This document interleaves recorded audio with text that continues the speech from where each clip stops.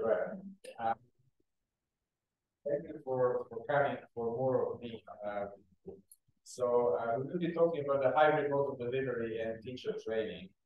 So it's something that is really kind of stands out of practice rather than theory. So we will be talking about modes of delivery, language teaching technology and methodology. Flexibility is one of the key elements of all these ideas. And teacher training and support. As I mentioned previously, teacher training and support is something that has been neglected over 30 years. You know, all the money was invested in hardware and software. But the human side suffered because of it. So blended learning has been with us for at least 20 years, and is defined by commonly used to refer to any combination of face-to-face teaching with computer technology, online and offline activities, materials. There were other names, distributed learning and a couple of others in the 90s, but blended learning is the one that we use most often nowadays.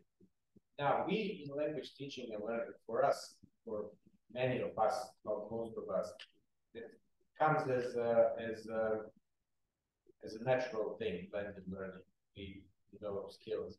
However, I can tell you that in my university that is 814 years old, last year we had a big survey and founded a unit to support blended learning at Cambridge. So I am a member of the committee, university committee, that looks at those things, teaching with technology. And I was amazed to learn that my colleagues in other departments do not use blended learning model. I found that interesting to say the least, because in language teaching, my unit, I'm the first director of the language program, and when I came in 2001, we established a blended learning model. So it's been kind of always with us.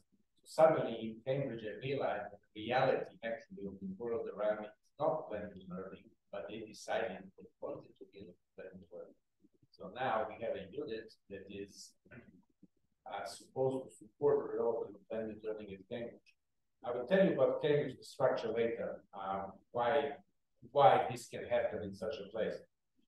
Remote distance learning, you have places like the Open University, which is the biggest university at a distance in the world.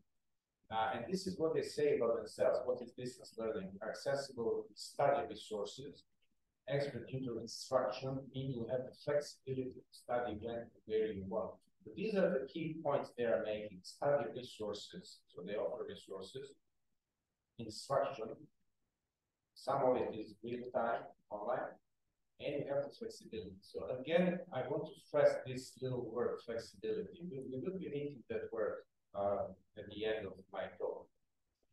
Now, this is what they're trying to establish, the autonomy of the learner. And the strategic goals aims on the pedagogical approach to empower and establish learner as independent. Okay, so we want our learners to continue learning beyond the classroom, beyond the course. Now, we use the term hybrid. However, there is a bit of confusion about it.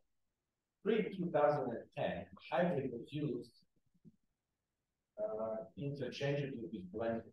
So pre-2010, a variety of frameworks for distance, online, and flexible learning have been proposed in a model hybrid model of flexible delivery. The hybrid model integrates face-to-face classes of instructive practical works, online learning environments, and distance learning.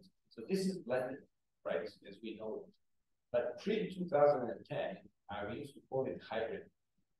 Now, if we look at the definition of hybrid today, for instance, BT and Weatherman, hybrid flexible, high flex, pedagogical situation where some students are attending the class and are in face-to-face teaching situation, whereas others choose or are compelled by, for instance, health considerations to follow the lesson remotely. So this is actually our reality. Post-pandemic, this is probably the model that is autonomous. I will tell you why.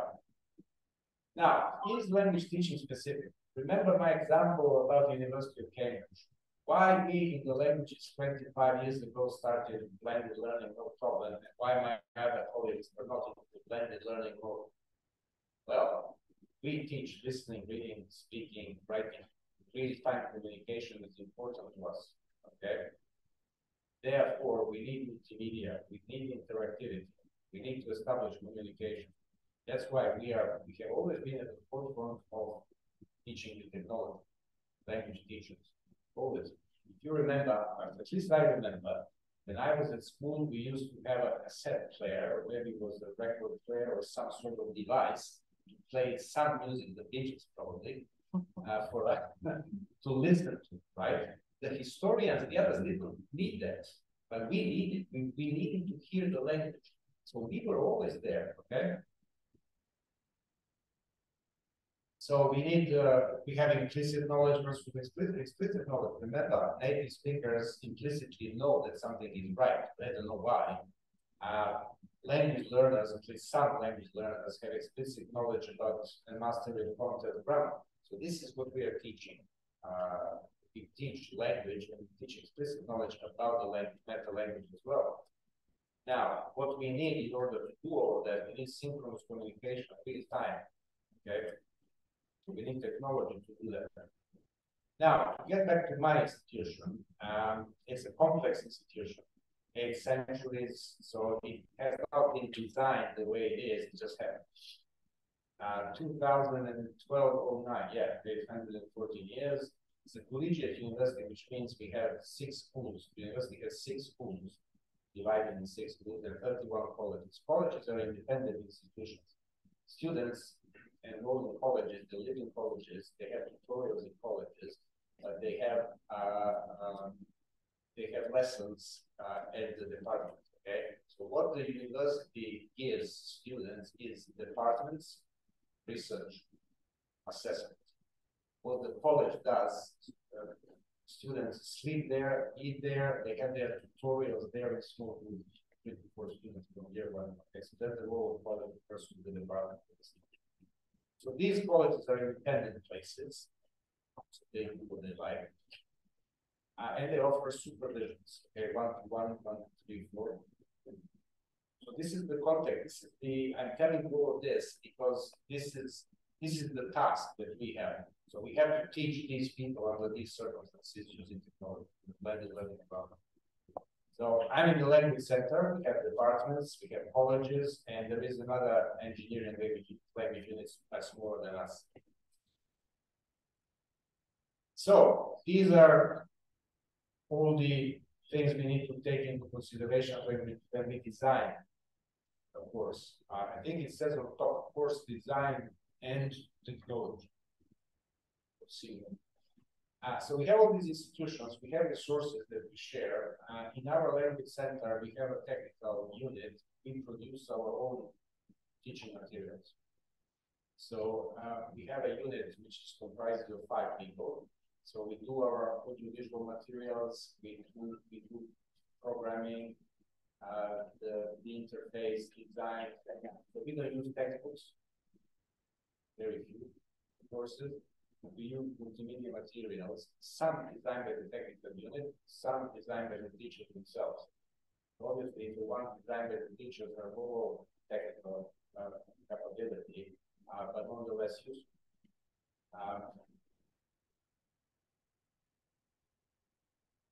So these are the problems that we need to solve in order to deliver the teaching.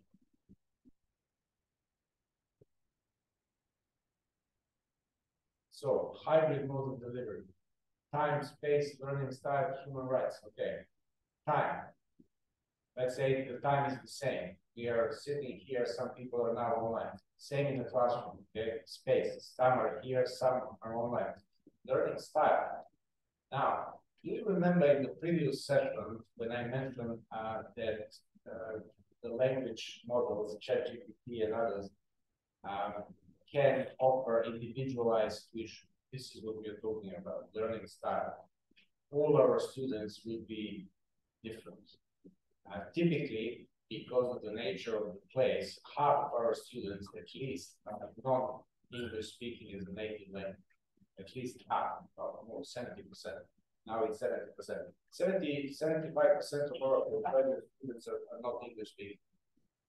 So in a language classroom anywhere in the university, you will have 60 to 70% of the students not speaking English as a mother tongue. They will be speaking, if you have 15 people in front of you, 7 will be English speaking as a mother tongue. But that means that 4 are British, 1 is American, 1 is Australian, 1 is South African, 1 is Irish. They are different. And even those that are English, 2 are from London, 1 is from Manchester, and 1 is from Newcastle. They're different.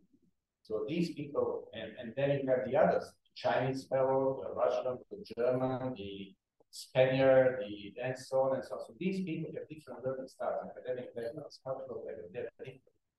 So that needs to be taken into account.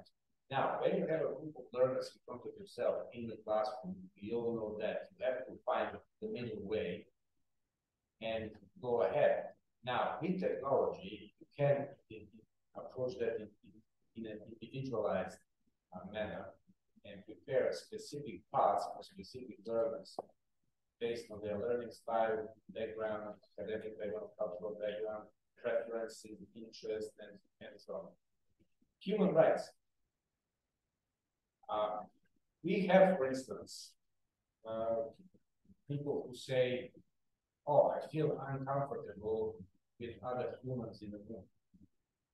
You're the teacher. The student said, can I follow the lesson online? What do you say?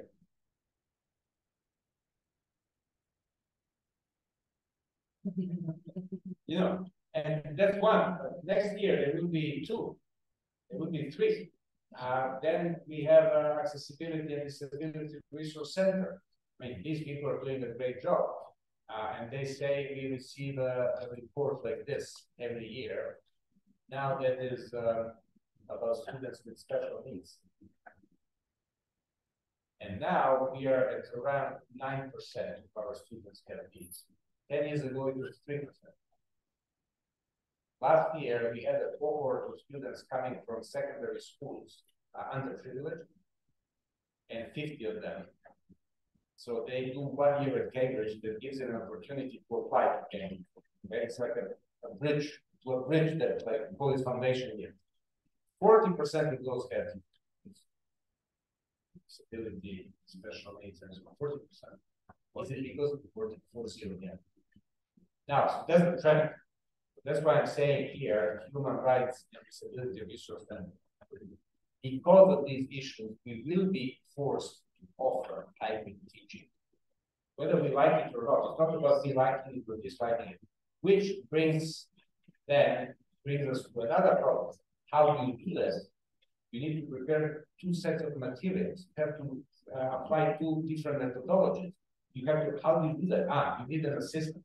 You're going to train the assistant. Well, you're going to train the assistant, right? So our job is changing because of all of this. So these are the key notions when it comes to this mode of delivery or the model.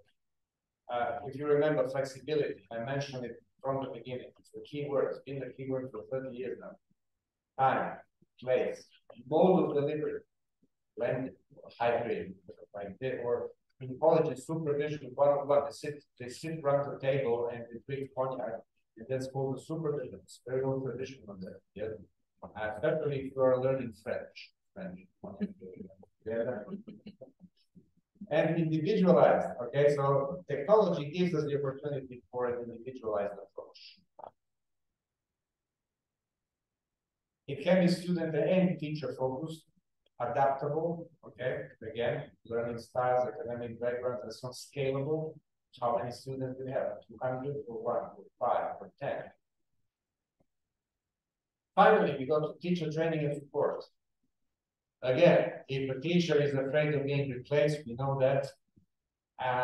However, what we need for teachers, we need to invest in training. Empowerment, because teaching is a creative job, we know that, but some other people might not know that. that teaching it needs being creative, responsive, and ongoing support. I've been in this university body that looked at blended learning and so on. And the first report they wrote and they asked for opinions, did not mention teachers at all. It was all about students and technology, but no teachers, nowhere. No one mentioned the teacher in the whole report.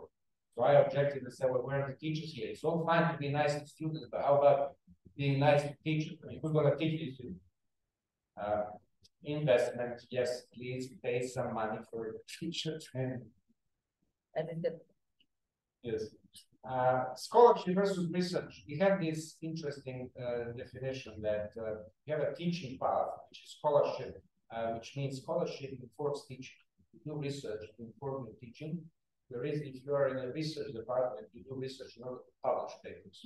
That's your job. Okay, that's how it is different. We have workshops, coordinator of teacher training. We have a technical section that supports all the teachers. Peer observation. Peer observation is very important. We have 19 languages, so our teachers are paid to do 2 observations per year, regardless of level or language. So a French teacher who teaches advanced level can go to a Japanese basic lesson and just sitting there to have a look at the lesson plan and syllabus, sit in the lesson, after the lesson have a meeting with the teacher of Japanese and write together a report and file it. So that's our best possible teacher training in all these years, because we have the great resource, which is everybody's competence. Done. Question, thank you.